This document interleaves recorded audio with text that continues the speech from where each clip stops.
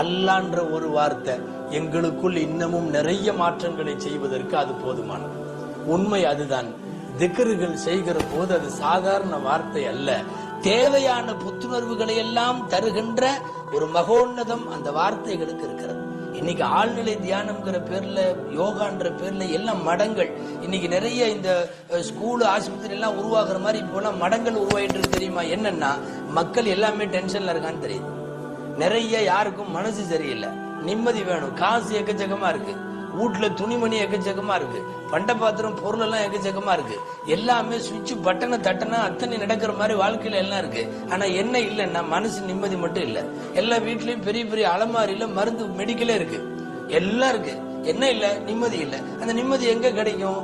இந்த அங்க கிடைக்கும், இங்க கிடைக்கும், மடங்கள்ல கிடைக்குது, ஆசிரமங்கள்ல கிடைக்குது, அதுல இதுல எல்லாம் எல்லா பக்கம் போறாங்க. என்னன்னா எங்கேயாவது மன நிம்மதி கிடைக்குமா?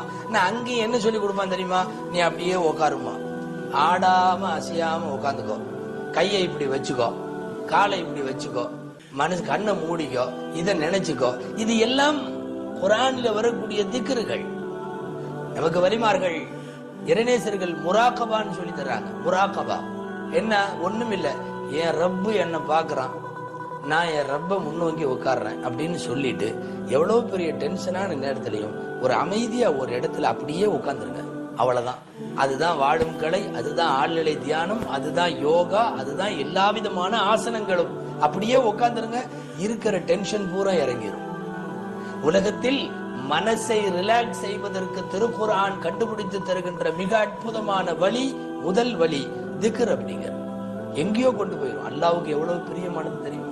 ஸல்லல்லாஹு அலைஹி வஸல்லம் கமதலில் ஹய்யி வல் மய்யித். நாங்க ஒருத்தர் ரப்ப திக்ரு செய்யறானே அவனுக்கும் திக்ரு செய்யாதவனுக்கும் இடையில உள்ள வித்தியாசம் உயிருள்ளவனுக்கும் செத்த சடலத்துக்கும் இடையில உள்ளதுன்னா.